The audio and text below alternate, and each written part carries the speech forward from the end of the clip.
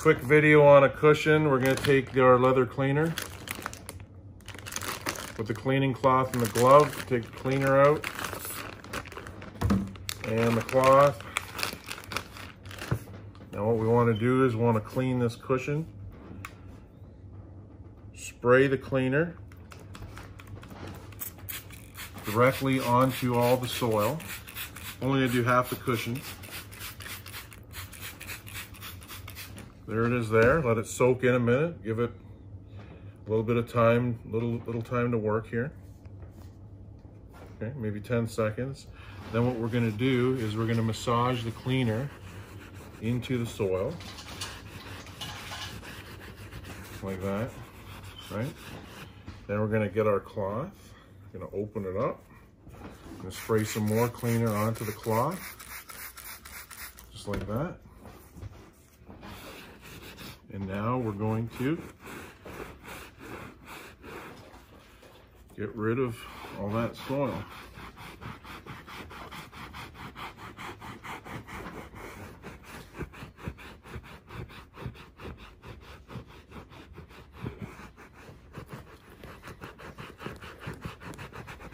You can see it coming off on the cloth, just like that. So again, get another fresh area on the cloth, spray the cleaner onto the cloth. We're gonna need to do this again because it was very soiled. And put some more cleaner on the surface like that. Massage it in again. Just like that. And whatever's left over, cloth is going to pick it all up.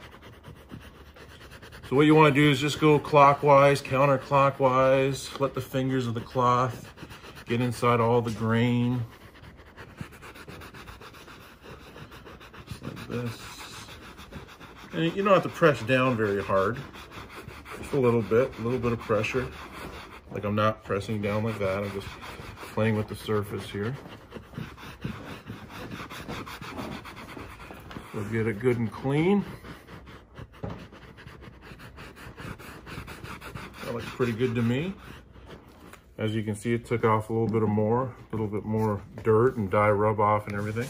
So what we're gonna do is we're gonna let this dry. We're gonna wipe it down with some rubbing alcohol. Then we're gonna put some dye over top of it. We'll be back. Okay, so now this is drying up. We're going to use some 99% rubbing alcohol. You can get a t-shirt wiper or you can get a paper towel. And what you want to do is put the rubbing alcohol onto the paper towel, just like that, a good amount. And now we're just going to wipe down the cushion to remove any sort of oils or waxes that the cleaner did not remove, because the cleaner's not made to be a stripper. This right here is stripping off any sort of oils or waxes. As you can see, it's starting to look more matte. We're gonna let this dry and then we're gonna apply the dyes. Okay, so this is our medium leather dye repair kit. This is a custom color, which is in between our Ivory-A and our Ivory-B. Okay, so if you were to get Ivory-A and mix it with Ivory-B 50-50, you would pretty much get this color, which is the color of this particular couch. This is the kit. It comes, of course, with our 4-ounce cleaner, our 4-ounce bottle of leather dye, a 2-ounce sealer, full instructions, along with sponge applicator, rubber glove, and lock top cap. So the way we're going to do this cushion is we need to actually get the dye penetrating into all these worn areas. So we're going to shake the bottle. We're going to open up the lock top cap, and we're just going to apply it to the surface. And then we're going to massage it in with the rubber glove. So we're going to get maximum penetration into all those worn areas that need to be fortified with our dyes, because our dyes actually provide strength. Okay. So we're just going to lay it on like this. And this matches the original color. So we're just going to go half and half like this and just lay it on like that. And then we're pretty much going to let that dry overnight because they're on very heavy. We'll be back. Okay, so we are back the next day. And as you can see, this Side of the panel looks, of course, fantastic. And this one is soiled and worn, and there was a lot of wear here. Now, if we feel the cushion,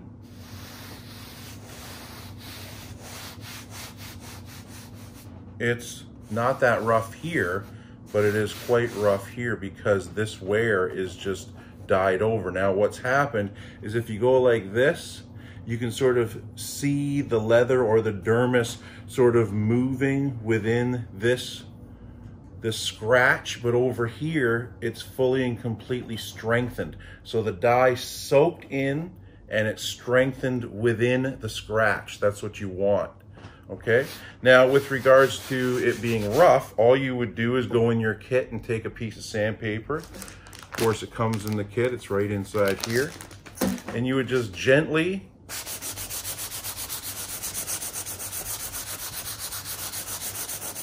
sand,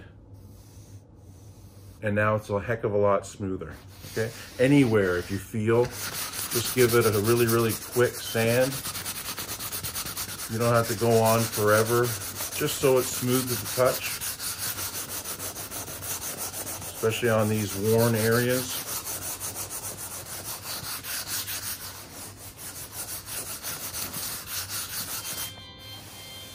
Nice and smooth, as you can see. Okay, so now, since we sanded it, what we would usually do is we would apply, take your dye and apply it to a sponge, load up the sponge, and then apply one extra coat for good measure.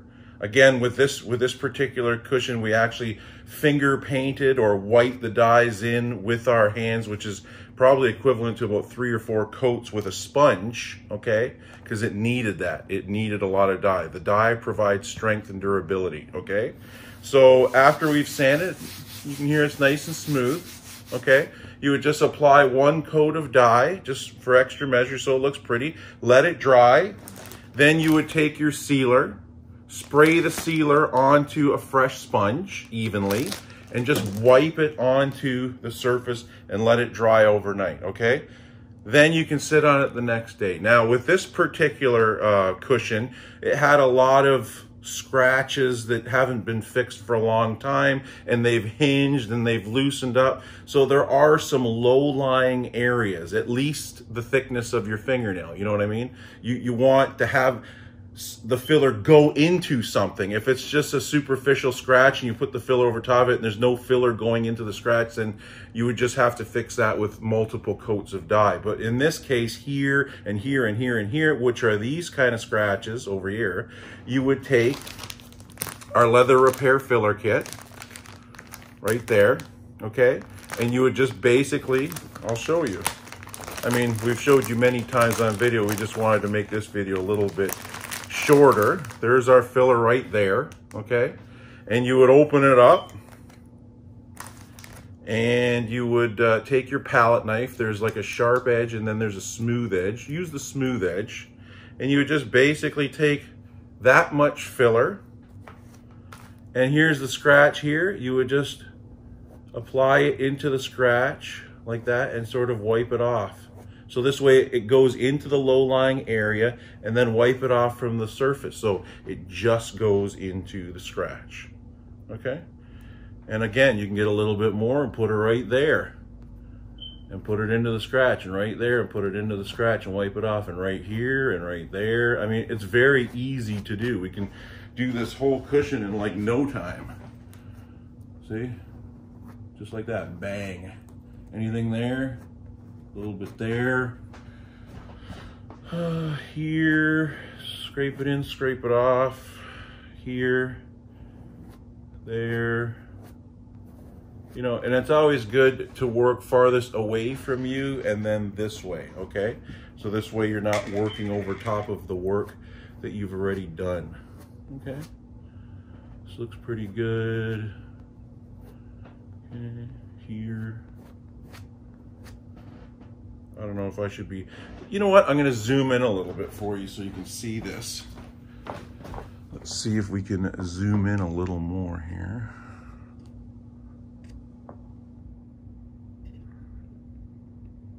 Okay, maybe that's gonna be a little bit better. And you can see what's going on.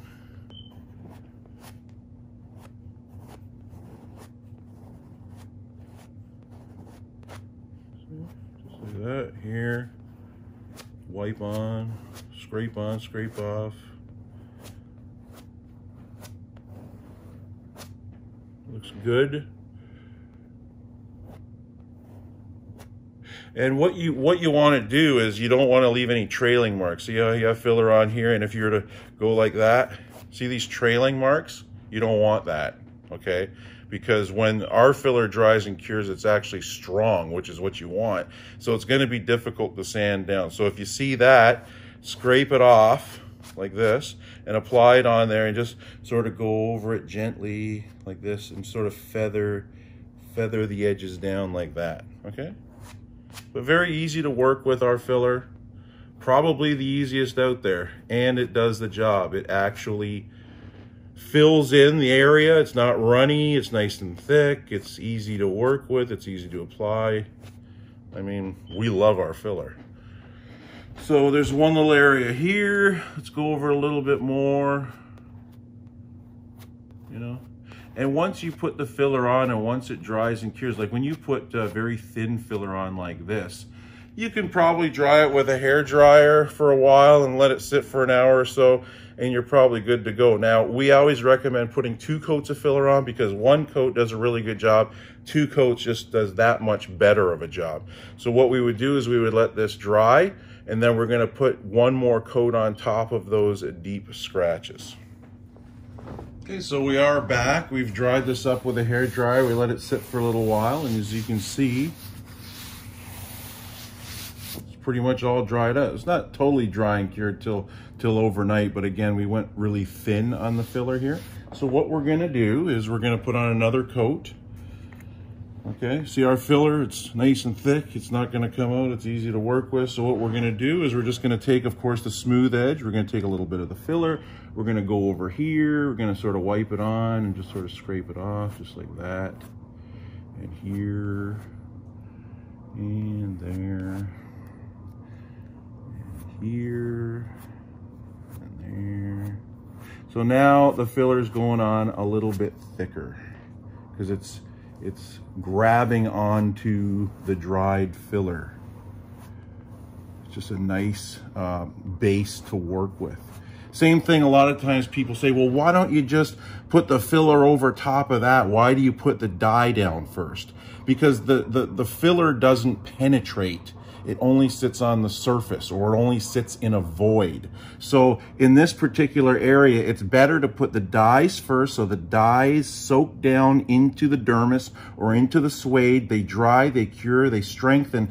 And then when you apply the filler over top, it's just that much better of a foundation for the repair. See, repair work is all about foundation, what you're working with, how clean is it, how strong is it, you know, like with regards to this. So when you clean it, when you apply the dyes, they soak into the worn areas, let that dry and cure. Now a nice clean foundation that's been strengthened with the dyes. Now you put the filler on, and then you can apply the dyes to cover over the filler. That's what we do. You could put the filler first if the area that you're working with is fairly strong and such, but we always, for the best repair possible, you know, we always recommend putting the dyes on first so you can see what you're doing. Sometimes it's a lot easier like this to see what you're doing when you put the dyes on first, because you see the contrast between the dye that you applied, of course, and the filler. Like, let's say if this was black or something like that, if this was black, you'd put the filler on, and right away you'd see where all the low-lying areas are, wherever the damage is and stuff like that, okay?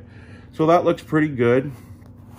You know, you can scrutinize, you can get a little bit closer, put your eye closer to the surface and look around and all that stuff. But this looks good to me. We're gonna let this dry. Whoop, missed a little spot right there.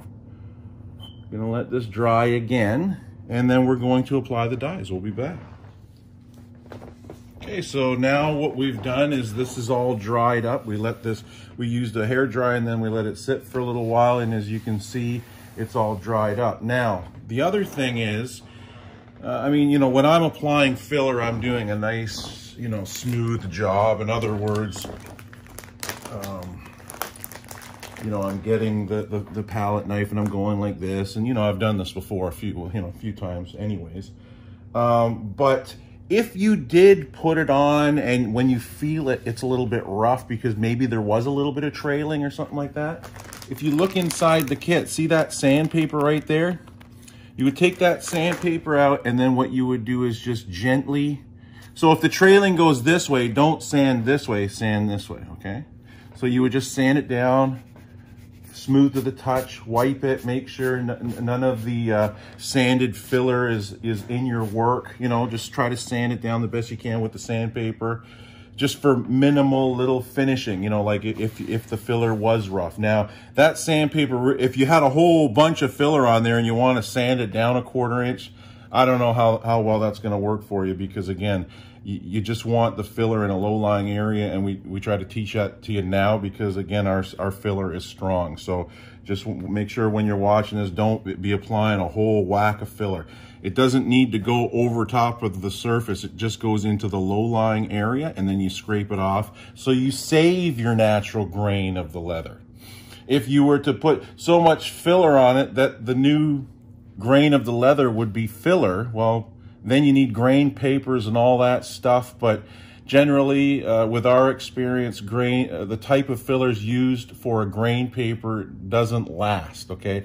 So if you want to create a grain and everything, you're using filler that, in our opinion, isn't going to last. Our filler, if you were to apply a grain paper over it, the filler would stick to the grain paper, and when you rip it off, you're going to be damaging your repair most likely. But anyways, let's not get too complicated, because this isn't complicated at all. What we're going to do now is, if you look, there's white filler, okay? And the areas where I smoothed over the filler, I don't know if you can see it on the camera, but it looks a little bit matte. See right here how it looks kind of matte, and over here it's a little bit more shiny? That's because there was filler here that was scraped off. So what we want to do is we want to get our bottle of dye. We want to shake it up. And now we want to apply the dye over top to hide the filler. So we just get our dye and put it on the sponge just like that. See? And you just basically apply it over top of the filler. Put a little bit more on the sponge because the sponge is a dry sponge. Once you're using the sponge and it starts to load up with dye, I mean, it's a lot easier to apply the dye. Not that it's difficult, as you can see here. Not difficult. So you can do this, right? Now that puts a thin coat on it, and you can dry it with a hair dryer if you wanted to. But then it's like, oh, look, I can still see the filler. Well, if you still see the filler, you put some dye on the sponge like this, and you dab the dyes on heavier like that. Put a little bit more dye onto the sponge. See right here? You dab the dyes on over top. See how heavy the dyes go on when you dab? That's what you want.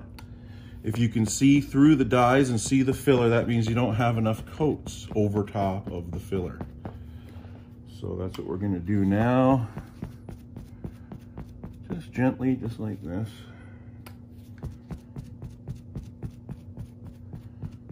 That, and just like this,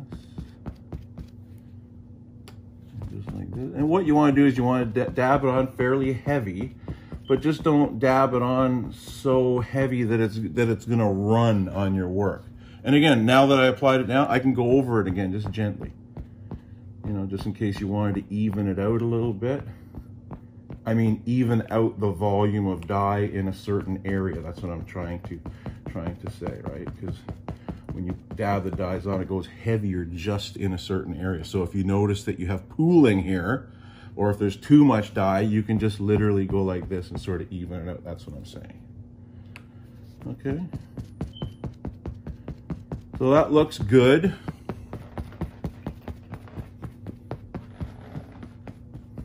Gonna let this dry and we'll be back. Oh, and one little quick tip regards to, see the stitching here and here? Okay, see the stitching? The way you would go over the stitching is like this. You put the dye on the sponge and you basically just wipe into the stitching, and you can flood the stitching, just like that. Okay. Now when that dries, it's gonna look absolutely mint. We'll be back. Okay, so we're back. This area, of course, is all dried up. We dried it with a hairdryer, let it sit for a couple hours. Basically what you're doing now is you're looking over the finish and you're saying to yourself, now, I put the filler there, but you're saying to yourself, wait a minute, I don't know where I put the filler. So if you can't see any evidence of where the filler is, if you did, then you would apply more coats of dye, okay? But when you get to a certain level, you're not even gonna know where you put the filler. So that means that this is as far, that the filler is perfectly covered. I mean, this is as far as you can go with regards to covering over the filler or doing anything. So now it's the end of the road for basically applying the dye. There's nothing more that needs to be done except we need to seal it with our leather sealer right there, okay? That's a leather sealer. That's a real protective top coat. Of course, it comes in your kit right here. That's what we have the cleaner, the cloth, the dye, the sealer, okay? Everything that you need to do the job on your leather. So now what we're gonna do is we're gonna shake the sealer up. We're gonna get a fresh sponge. We're gonna spray the sealer onto the sponge evenly. Okay, put a good amount on there. And now what we're gonna do is basically in circular motions with our arm, we're just going to apply the sealer just like that, okay? That's all you have to do. Put a little bit more onto the sponge and get the front. I don't know if I got the front, get the stitching. You can just go right over top of the stitching just like that. Now what you can do too is if you want extra protection, you can even put on 2 coats of sealer. So you would let this dry and then you could put another coat on. The only thing is with the sealer is you can do it with light colored leathers, but if you had a black couch and you put too much sealer on it, it may look a little bit cloudy. So we would just recommend putting 1 coat of sealer on it, and then to maintain your couch, of course, we'll get to the cleaning and protection kit later. But with the lighter colored leathers, since they are, I mean, more difficult to take care of, and you have to clean them more and all the rest of it because they're light colored leather rather than dark colored leather. Dark colored leather, you're never gonna know a stain exists, but of course with light colored leathers, you see everything. That's just the nature of light colored leathers. So if you wanted to apply another a sealer top coat, a double coat, you would let this dry and do exactly the same as what I showed you before, okay? So basically we're gonna let this dry and then I'm gonna show you how to take care of this finish. Okay, so we're back. As you can see, it's fully dried and cured. Let's feel this. Well, it feels like brand new leather to me. Let's take a look at the stitching. Beautiful.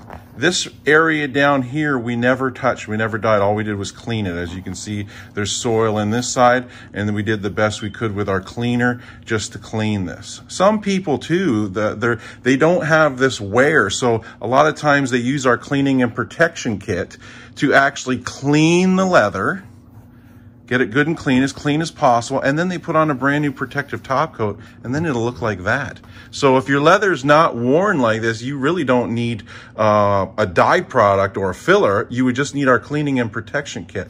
Now, let's just behold here. Like, look at this. I mean, seriously? This is before and this is after, and anyone can do it. Okay, using our products and our kit. Our products, we make all of our own products. We are leather specialists. McNamara Diller Limited has been around since 1898. I'm 5th generation.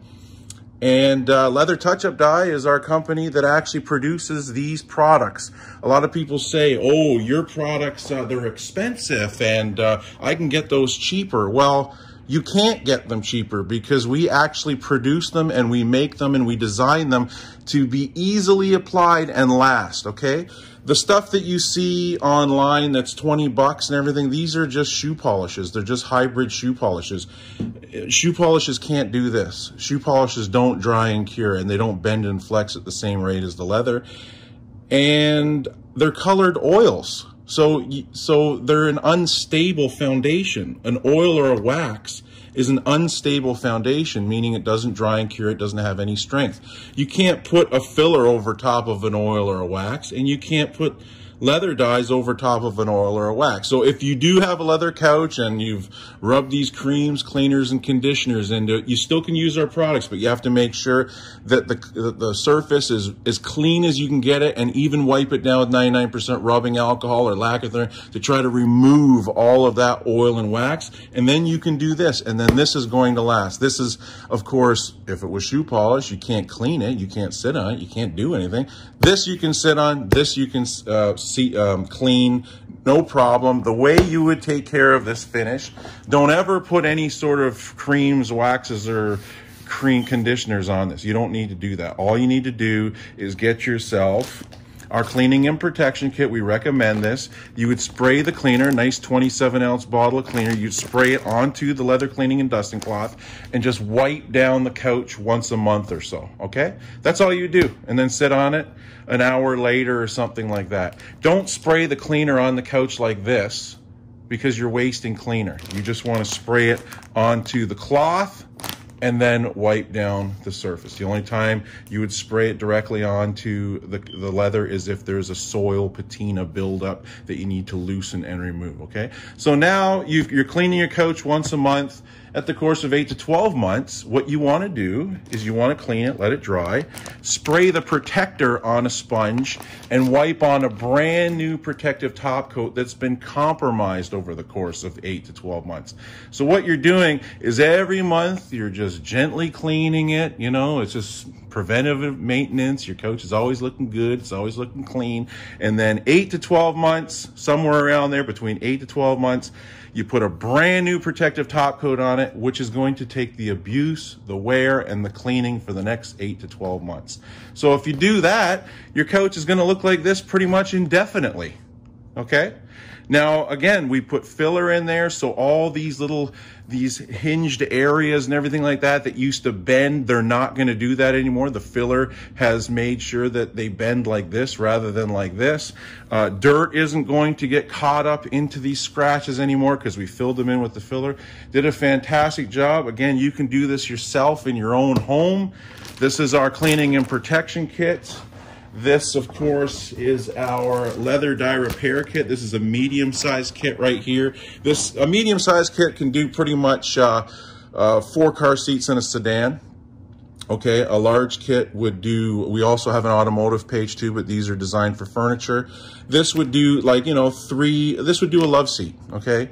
Or it would do a chair if it was really faded and cracked and worn. See, it all has everything to do with what you're working with. If you're working with something like this, it's going to take many coats to make it look like that. Okay, we put 4, 5, 6 coats on because we put it on like this and then wiped it in. That's worth about 3 coats. Then we put on 2 more coats of dye, I believe, with the sponge. So 5 or 6 coats of dye. But now look at what you're dealing with here. This is like new leather, and it's going to last. So this is our medium-sized kit. And again, this is our small 1-ounce filler kit. You can do a lot of repair work with 1 ounce, okay? If you have deep rips or cracks or tears, or you have a whole bunch, we would recommend our 2-ounce filler kit, which is double the size, okay? But in here you get leather repair cloth. So this way, if there was a rip, you could cut the cloth about this big, feed it underneath the rip, and then open the rip, take your filler with the palette knife and spread it within the lip of the rip and sort of glue it down and make sure that the ripped area is sort of concave to the surface. Let that dry overnight, take some more filler, put it into the concave void and sort of flatten it out with the existing surface, and then it's just as simple as letting it dry and cure, and then put the coats of dye over top of it, just like that. So hope you liked the video. You know, give us a thumbs up, subscribe if you haven't subscribed, hit the bell. And again, you can find this and many more products at fixyourleather.com or leathertouchupdye.com.